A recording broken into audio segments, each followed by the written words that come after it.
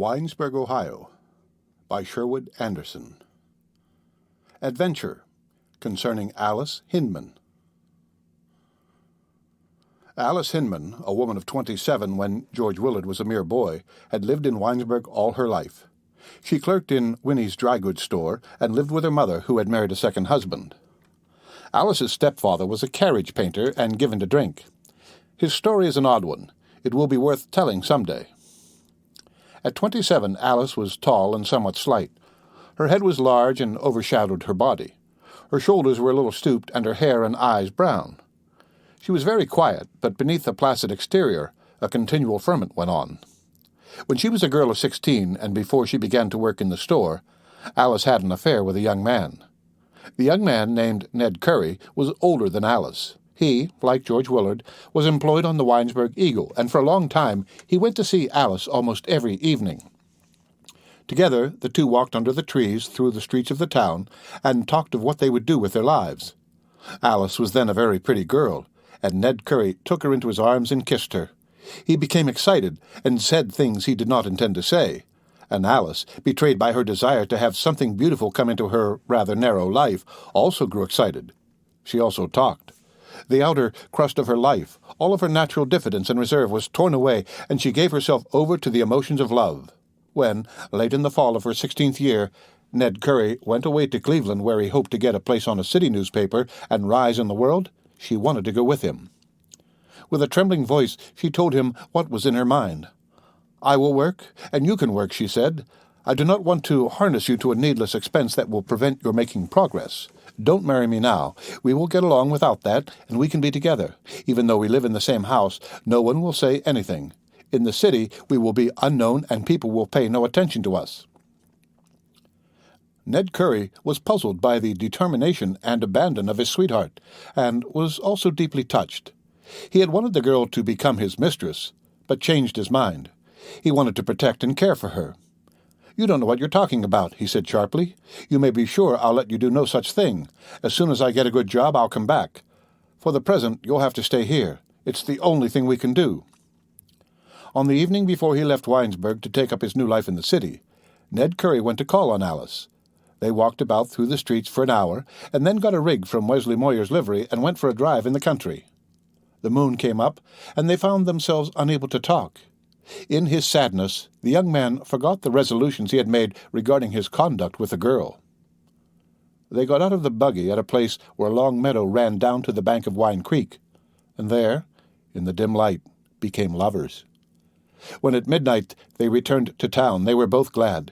It did not seem to them that anything that could happen in the future could blot out the wonder and beauty of the thing that had happened. "Now we will have to stick to each other whatever happens. We will have to do that," Ned Curry said as he left the girl at her father's door. The young newspaper man did not succeed in getting a place on a Cleveland paper, and went west to Chicago. For a time he was lonely and wrote to Alice almost every day.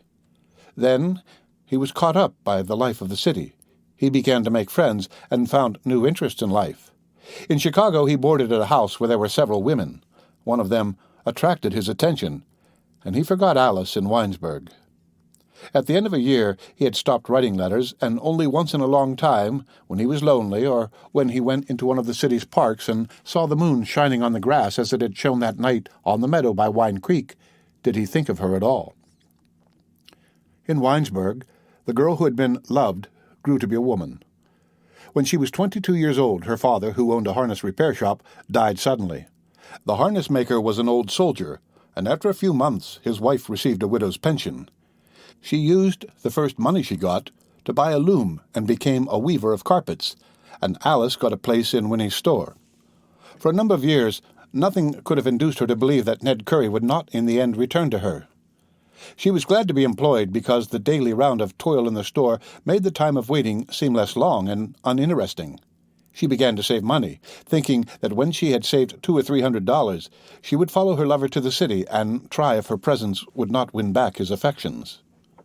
Alice did not blame Ned Curry for what had happened in the moonlight in the field, but felt that she could never marry another man.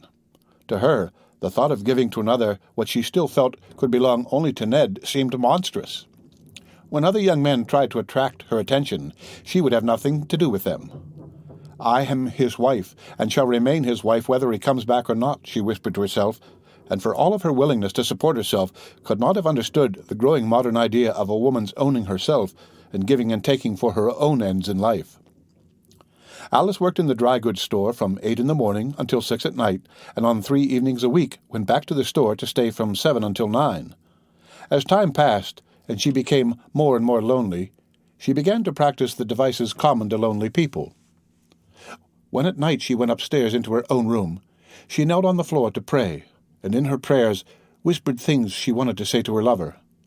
She became attached to inanimate objects, and because it was her own, could not bear to have anyone touch the furniture of her room. The trick of saving money, begun for a purpose, was carried on after the scheme of going to the city to find Ned Curry had been given up. It became a fixed habit, and when she needed new clothes, she did not get them. Sometimes on rainy afternoons in the store, she got out her bank book and, letting it lie open before her, spent hours dreaming impossible dreams of saving money enough so that the interest would support both herself and her future husband. Ned always liked to travel about, she thought. I'll give him the chance. Some day, when we are married and I can save both his money and my own, we will be rich. Then we can travel together all over the world. In the dry goods store, weeks ran into months, and months into years, as Alice waited and dreamed of her lover's return. Her employer, a gray old man with false teeth and a thin gray mustache that drooped down over his mouth, was not given to conversation, and sometimes on rainy days and in the winter when a storm raged in Main Street, long hours passed when no customers came in. Alice arranged and rearranged the stock. She stood near the front window where she could look down the deserted street, and thought of the evenings when she had walked with Ned Curry and of what he had said. "We will have to stick to each other now." The words echoed and re-echoed through the mind of the maturing woman. Tears came into her eyes. Sometimes, when her employer had gone out and she was alone in the store, she put her head on the counter and wept. "Oh, Ned, I am waiting," she whispered over, and all the time the creeping fear that he would never come back grew stronger within her.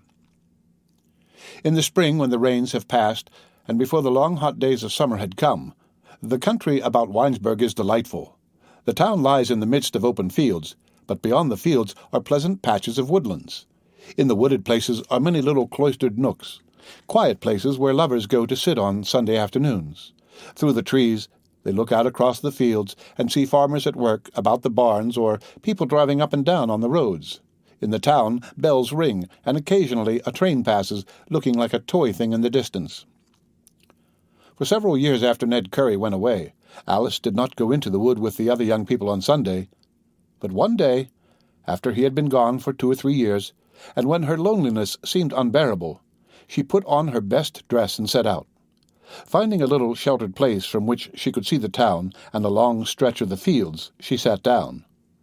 Fear of age and ineffectuality took possession of her. She could not sit still, and arose. As she stood looking out over the land, something, perhaps the thought of never ceasing life as it expresses itself in the flow of the seasons, fixed her mind on the passing years. With a shiver of dread, she realized that for her the beauty and freshness of youth had passed. For the first time, she felt that she had been cheated. She did not blame Ned Curry, and did not know what to blame.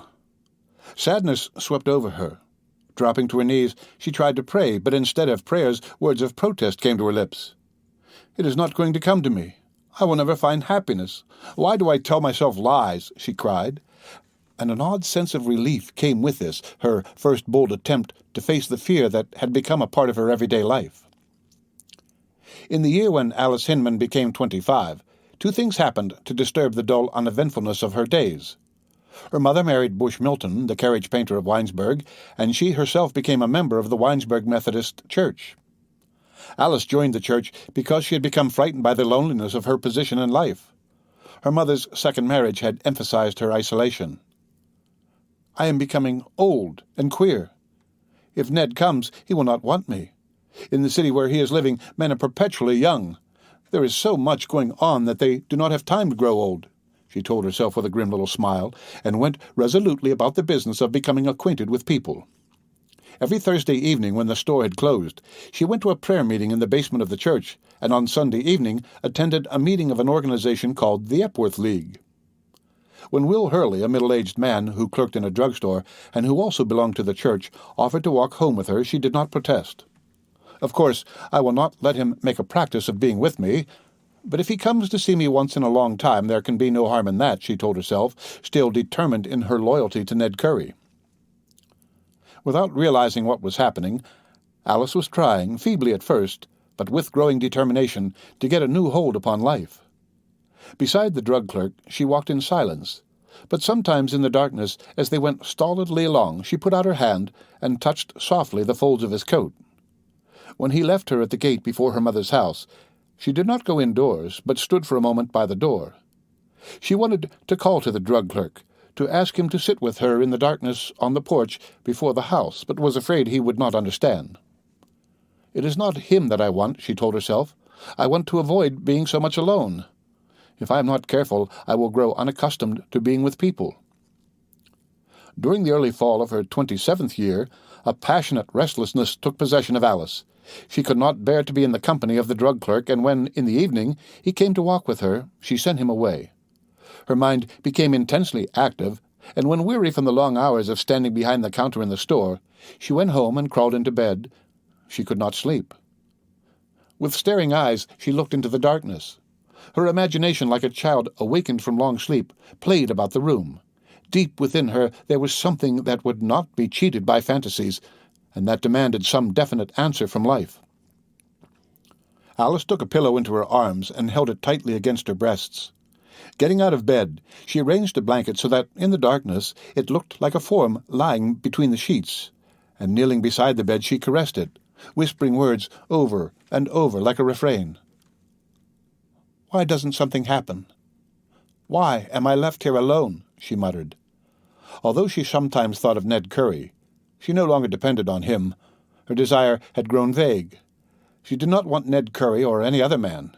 She wanted to be loved, to have something answer the call that was growing louder and louder within her. And then one night when it rained, Alice had an adventure. It frightened and confused her. She had come home from the store at 9 and found the house empty. Bush Milton had gone off to town and her mother to the house of a neighbor. Alice went upstairs to her room and undressed in the darkness. For a moment she stood by the window, hearing the rain beat against the glass, and then a strange desire took possession of her.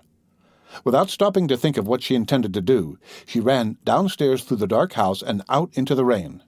As she stood on the little grass plot before the house and felt the cold rain on her body, a mad desire to run naked through the streets took possession of her. She thought that the rain would have some creative and wonderful effect on her body. Not for years had she felt so full of youth and courage. She wanted to leap and run, to cry out, to find some other lonely human and embrace him. On the brick sidewalk before the house, a man stumbled homeward. Alice started to run. A wild, desperate mood took possession of her. "What do I care who it is? He is alone, and I will go to him," she thought. And then, without stopping to consider the possible result of her madness, called softly, "Wait!" she cried. "Don't go away. Whoever you are, you must wait." The man on the sidewalk stopped and stood listening. He was an old man and somewhat deaf. Putting his hand to his mouth, he shouted, "What? What say?" he called. Alice dropped to the ground and lay trembling. She was so frightened at the thought of what she had done that, when the man had gone on his way, she did not dare get to her feet, but crawled on hands and knees through the grass to the house. When she got to her own room, she bolted the door and drew her dressing table across the doorway. Her body shook as with a chill, and her hands trembled so that she had difficulty getting into her nightdress. When she got into bed, she buried her face in the pillow and wept broken-heartedly. "What is the matter with me? I will do something dreadful if I am not careful," she thought, and turning her face to the wall, began trying to force herself to face bravely the fact that many people must live and die alone, even in Winesburg. The end of Winesburg, Ohio, an Adventure. Read by Rick Kistner. For Lit to go on the web at fcit.usf.edu.